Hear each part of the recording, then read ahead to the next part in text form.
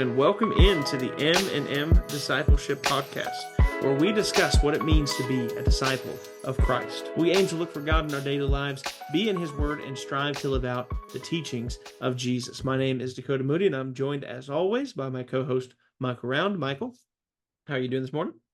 Doing great, man. How are you? Doing very well. I've been spending too much time on my PlayStation this week because college football 25 has just released, and I'm back to being 13 again. Just for Well, I mean, so that's not far off. It was what, 11 years without it? it's been a long time. I think the last one was NCAA 14 or something like that. So I mean, I'm pretty sure it was like my senior year of high school or something like that was around the time the last one got released. So spent many years without a college football video game. Probably was better off for it. You're probably not the only one. Yeah, exactly. There's been a lot of memes and stuff I've seen on social media this week about men leaving their families and wives for a few days just to be back in the nostalgia for that game. So yeah, and there is a lot of nostalgia with it. I'll say that for sure, and it's good. But enjoying spending this time obviously well away from that in my office doing the work of the Lord and not video games for myself, and also spending this time with you talking about God in our lives. So anything you want to update any listeners on in your life? Everything going well? No, I'll talk about it in a minute on where I've seen God, but just the busyness of the summer, Yeah. it's in full swing. And of course, I guess at this point it's starting to wind down, but it's been a very hectic summer and all good things, but got a lot going on. Yeah. No, that's the truth. I mean, you think summer, you almost feel like it should be more relaxed since there's not schooling for kids and stuff. But man, it's because of that we have more room to fill our schedules. I Mm. think a lot of times, obviously I don't know this because I don't have children, but I feel like I see this with a lot of parents that have school age children. It's almost like, well, now we have the availability to fill our schedules. Let's do it. And so it Yeah. becomes just so busy. And then within ministry, there's camps and there's everything else going on with church groups, people going on vacations. It's quite a time. It really is quite a time. But I think a lot of blessings come from that, from this season of busyness as well, obviously. Yeah, Yeah. definitely. Definitely. And speaking So, of these blessings where we've seen God in our lives, Michael, where is it that you have seen God in your life? kind of the theme of the summer, but just going all the different places and being with different churches Mm, and seeing the unity among God's people. And every time I'm with another church, it's just refreshing. yeah. I remember, growing up in North Carolina where we were with you, and how I don't know if you completely felt this way, but I think you did because we've talked about this a little bit. Just I felt so isolated. And the moment we started going to youth events that were outside of our area, it was like, wow, there are Christians elsewhere, like there are more of us. And it was really refreshing. So it's been that way this summer too, seeing God and how He's blessed His people all over the place, all over the Southeast that we've been to. So that's been for us the big thing. What about you? Yeah, no, I mean, I'll definitely agree with you on that front. Just having that connection, that bond with all the um, different groups that we have, and bonds that, by the way, still last to this day. Obviously, I mean, you just taught last week at the Central's Summer Series, right? There in Yes. Augusta, and I mean that was one of the congregations. Obviously, we did a lot of things with growing up, and still have all those bonds and connections from those times. So, yeah, absolutely, that such a blessing to have that kind of community, especially in an area of the country where maybe the church of Christ isn't necessarily as strong all the time. Yeah. Being where we were at, and kind of where I'm currently at. Obviously, you are in a very different situation at this point in Tennessee, but yeah, Yeah, definitely. But very no, different situation. and on top of that, it occurred to me going back to Central, it's now been 10 years since I interned there, Yeah. and time is just flying by. But with that being at Central, there were a lot of full circle moments.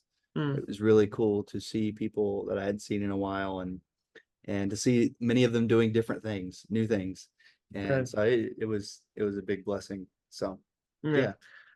So as far as where I've seen God in my life this week, Sunday was very. Sunday's always my favorite day of the week. I think I've Mhm. mentioned this before. Some people really love Friday.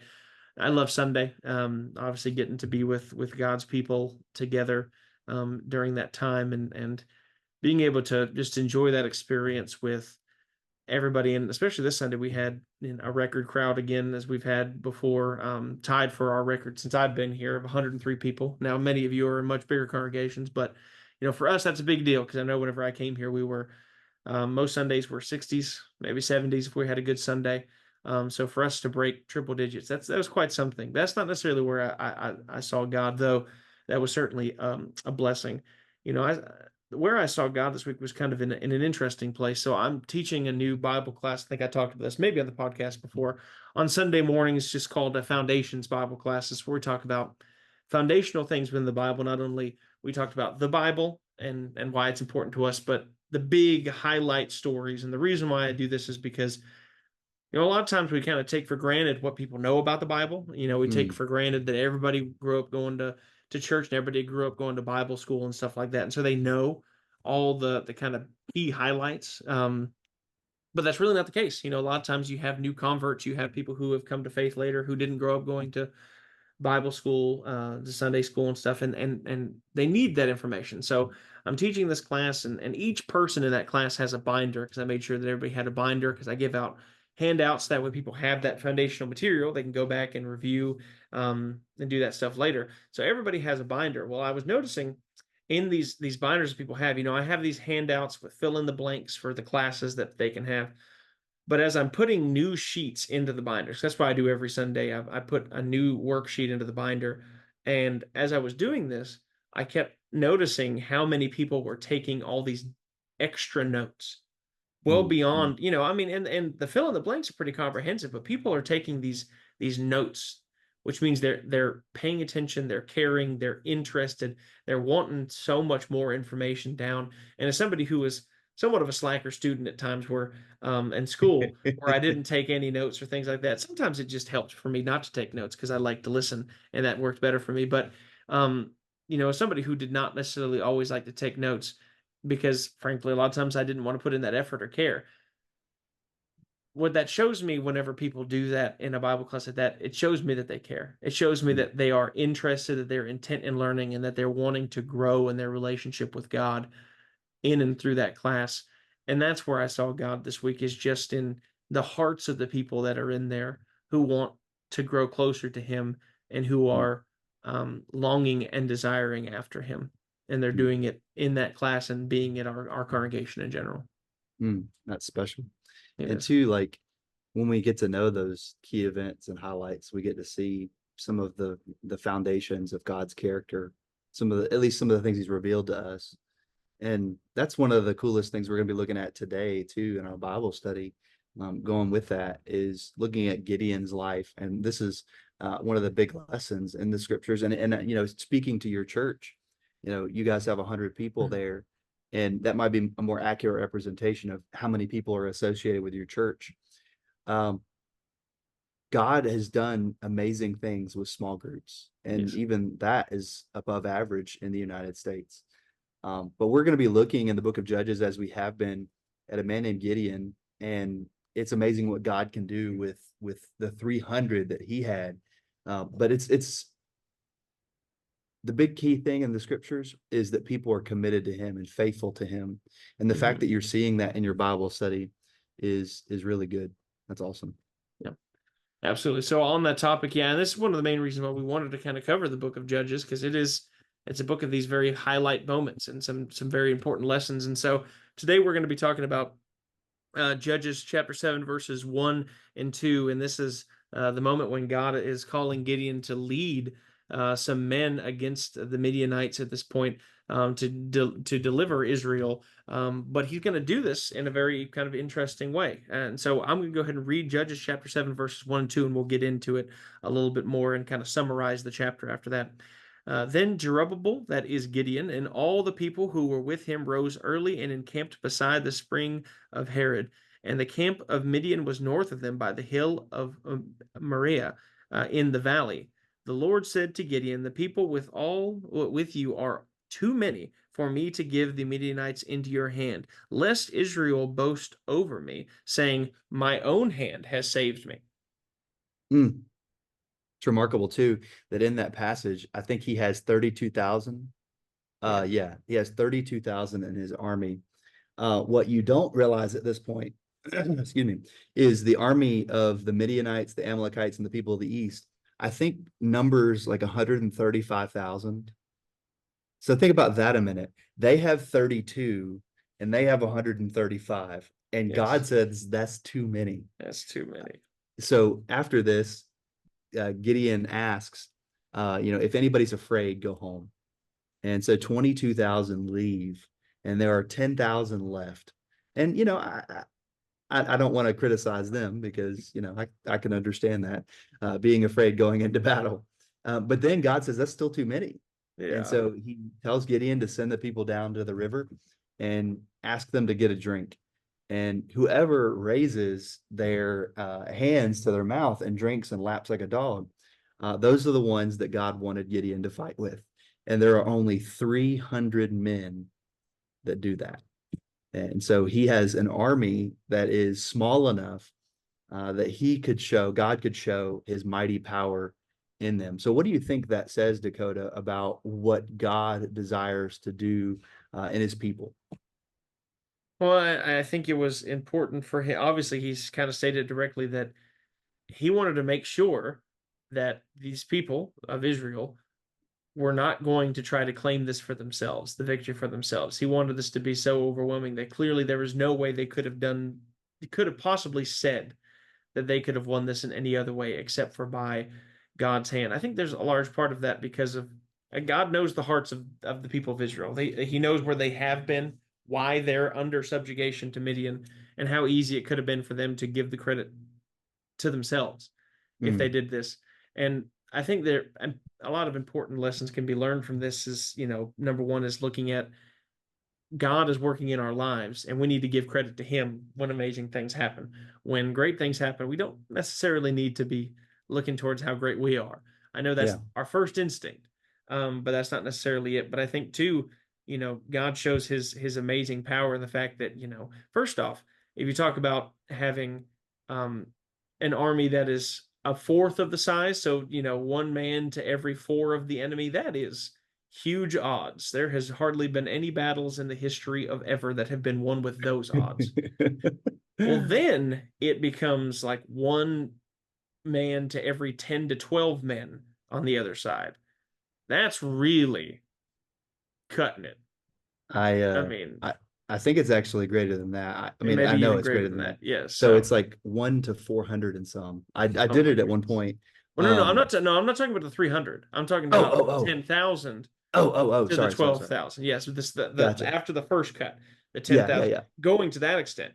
Well, Oh yeah. then yes, 300 men as compared to 120,000. Yes, that y'all can do that math, but I'm pretty sure it is about one every 400 men is Yes. if it was 12 like and that's what I'm talking about. You just keep making the odds steeper.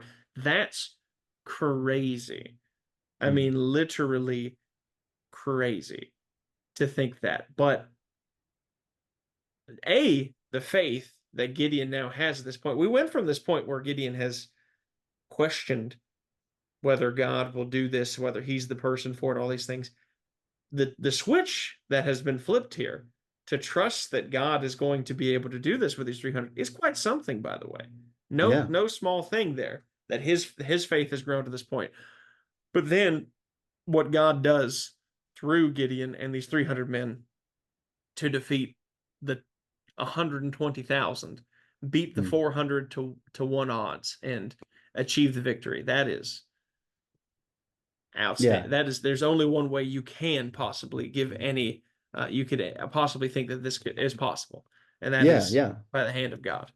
Exactly, because under no circumstances would dropping one person and 450 people off in the same arena and you're not going to give that man a fighting chance, no matter No, how great they are.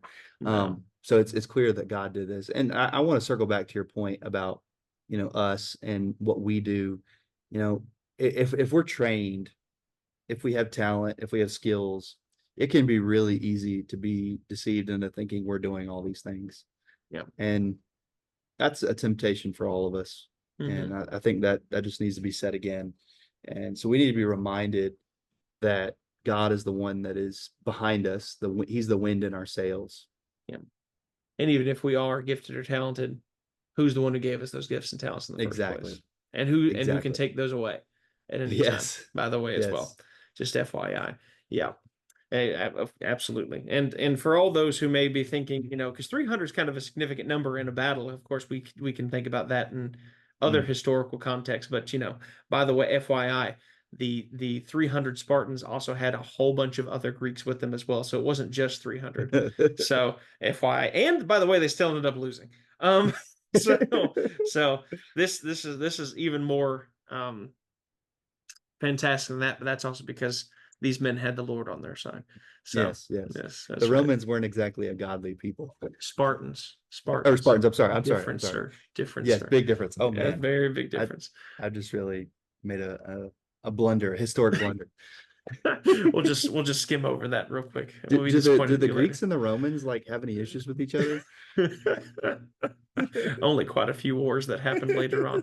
So there you go. Exactly. That's right. Exactly. Absolutely. That's right. So continuing on with what we're talking about today, we're going to talk about what we are reading, what we've been reading in our own lives and study. So hopefully be able to give some good insights to y'all from what we've kind of gathered from others, and as well maybe encourage y'all to read some of what we've been reading along as well, to hopefully be a benefit and blessing in your life as it has been to us. But Michael, what is it that you have been reading?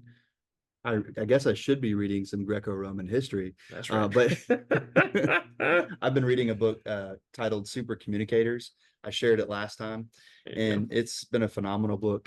There's a quote that Duhigg cites from a 19th century thinker, Pierre-Marc Gaston de Levis, where he wrote, "It's easier to judge a man by his questions rather than by his answers." And that's the big thing that I've taken from the book so far is how little what communicate, or let me frame it this way.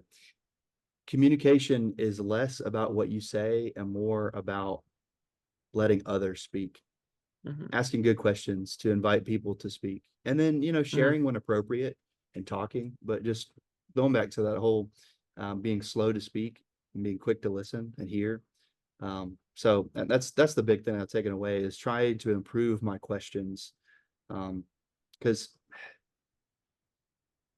I think about just what people say, and if they're the ones tooting their own horn, or if they're always critical or whatever, it's not a very big person. No. No, it's a much bigger person to ask good questions and invite others to share. Well, I think a lot of that, it does go back to pride in that way, right? Because you automatically assume what the other person is talking about or saying, right? You automatically assume out of pride that you have a full understanding of the situation. Questions, do have to show that you maybe you're not fully aware of what's going on, but two, it allows you to be able to know what's fully going on. So that way you can actually give an appropriate and correct response. Because we often think to respond first, ask questions later, and that is never the best policy. Because answers that you give without fully understanding the question is never, whatever the situation is, they're never going to be for the best.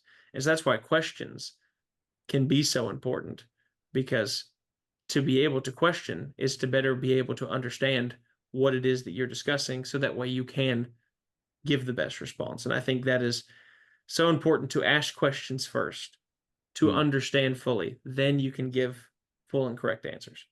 Yeah, and even if you know the answer and your answer is validated, people appreciate sharing, and people really like the fact that you're looking for their insight and their opinion. That makes them feel validated and seen, which is very important as well. It's very true. That is very true. So what about you, sir? Yes, I've been continuing in the book Good Faith, talking about how being Christian in society in our modern day, when the world thinks us irrelevant and extreme, talking about how to kind of interact with our current world right now of being a Christian. And this week I was reading about how the world kind of sees us as irrelevant. And I think we've all kind of felt this in some way, shape, or form.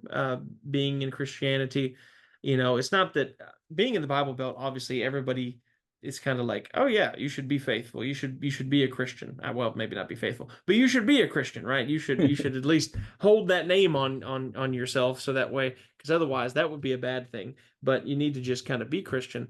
And so maybe we don't necessarily see it stated so much that it is irrelevant, but really the truth is that many people do believe Christianity and maybe even religion in general in a lot of ways to be irrelevant. And they talked about some of the reasons why people feel that way. Some of the things I got from it, they think that Christian leaders aren't really credible anymore. And they've talked Mm, about, I think we've talked about this before, maybe or maybe it has been talked about, I don't remember, about, just the research that's been done on whether people think that they can go to clergies for life advice anymore, or if they even should. mm, The trust that people have towards ministers and ministry in general has gone down significantly. And so if people don't feel like they can go to the church leaders for help, then that's a big part of why they don't feel like it's relevant anymore. Also, they talked about how Christianity to a lot of people is irrelevant to the real stuff of life and culture. It's kind of good to sit on a cloud and have moral conversations, I guess. But they think whenever it gets to the nitty gritty, a lot mhm, of times the Christian faith and ideas, they just aren't sufficient in their mind. And a lot of that I feel like is because of maybe how they've been taught the ways of, mhm, of the Bible and Christianity. But that's a separate conversation for a separate day. And then also, they talked about how many people believe they can live a good life without Christianity. And that means both from a moral perspective and also from just a wealth and prosperity perspective. A lot of people feel like they don't need to have Christianity in order to be well off and wealthy, and that they can live a good moral life by the world standards without having a set of moral codes given to them by an almighty.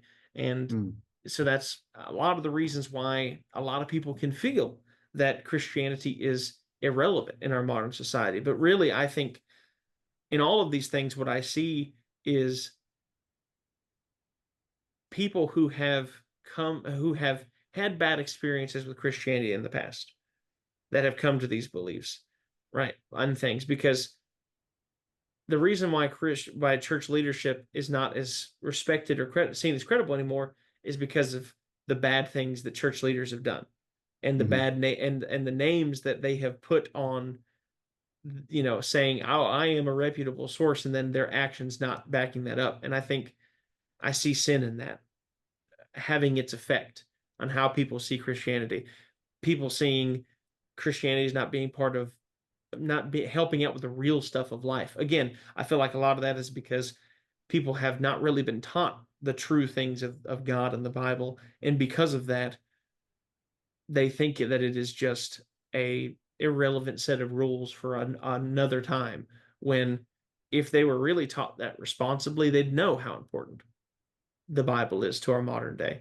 And the idea of living a good life without Christianity, again, I think is either people who have never come in contact or who have had bad contact with mhm, teachings of the Bible and the idea of what Christianity is truly about. And I think that in these ways, it's very important for us as Christians in the modern day to do these things correctly. mm, It's something for us as church leaders, as ministers, as me, Michael, are, and maybe other leaders who are out there, ministers or otherwise, elders and deacons, to make sure that we are showing Christ in our lives. So that way we do not further the credibility problem that mm, is being felt.